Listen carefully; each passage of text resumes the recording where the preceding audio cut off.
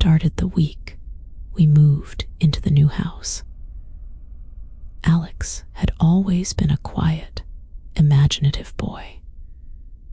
But after the first night in his new bedroom, he became withdrawn, his eyes always darting toward the closet. At first, we thought he just missed our old place. New surroundings, unfamiliar shadows. It made sense. But then he said it. "There's something in my closet, Mommy," he whispered during breakfast. "It watches me while I sleep." I smiled and ruffled his hair. "It's just a dream, sweetheart." That night, I tucked him in, kissed his forehead, and closed the closet door with a soft chuckle. See, nothing in there. But around 3 a.m., I woke up to crying. I rushed into his room and found him curled in a ball on the floor, blanket over his head. "It opened the door," he sobbed. "It crawled out. I saw its eyes. They were glowing." I looked at the closet. The door was wide open. Still, I told myself it was just a dream. Maybe he sleepwalked.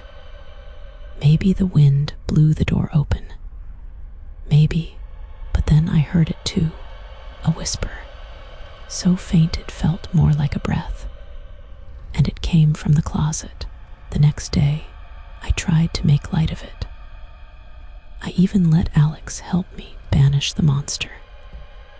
We sprayed lavender water around the room and sealed the closet door with duct tape, just to make him feel safe.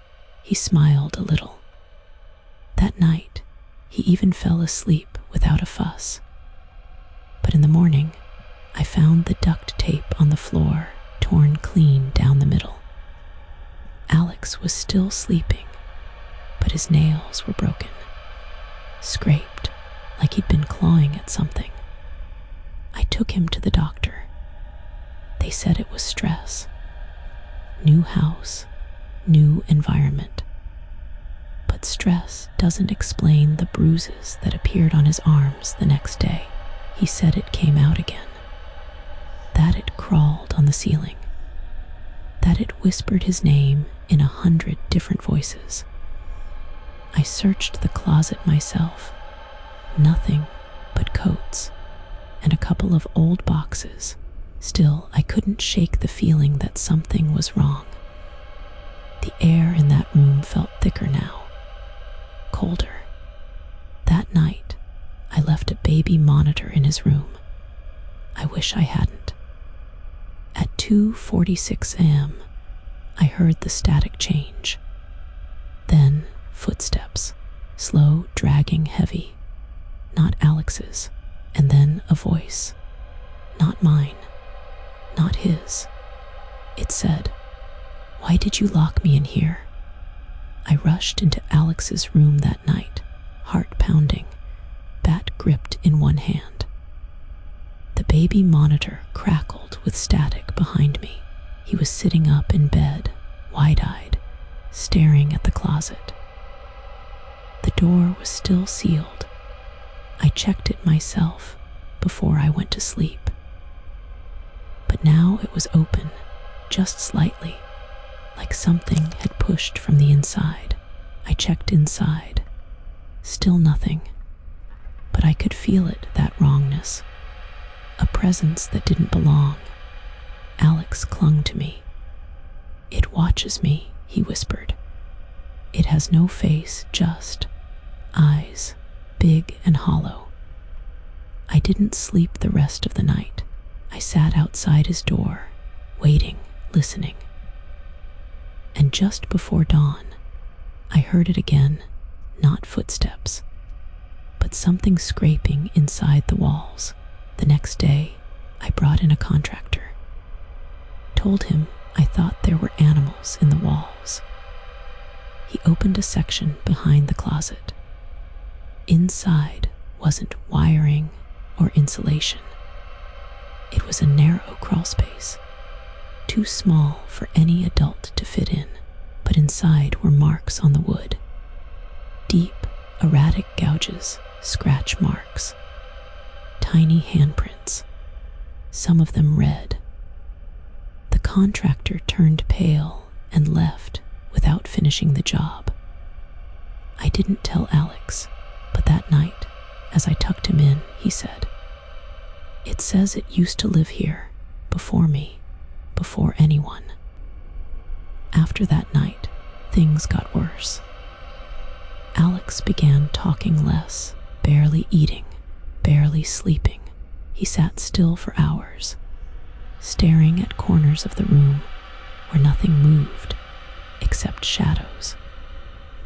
I tried everything. Nightlights, incense, even calling a child psychologist. But how do you treat something you can't explain? One night, I heard whispering coming from his room. Soft, rhythmic, almost like a lullaby. When I opened the door, Alex was sitting in the dark, the closet wide open. He turned to me, eyes blank.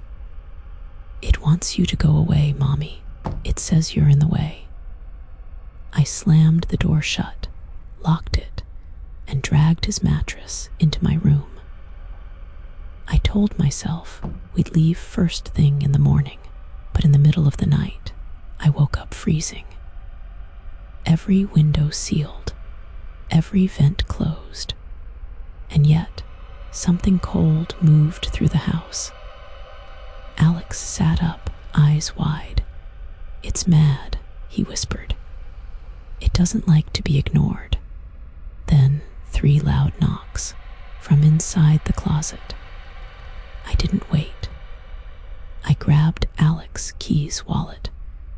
We ran to the car barefoot in our pajamas. I didn't care about the cold or the neighbors. I just needed to get him away. We stayed in a hotel that night.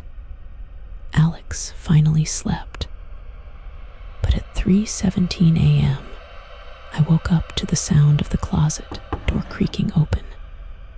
In the hotel room, I turned on every light. Nothing, just an empty closet. No movement, no sound. But Alex wouldn't wake up. He just lay there, eyes closed, whispering something again and again. It followed us. It's still hungry. I called a priest, then another. I even called the medium who lived 2 states over. Everyone said the same thing. It was invited. It lives where the fear is. I sold the house, burned everything from Alex's room.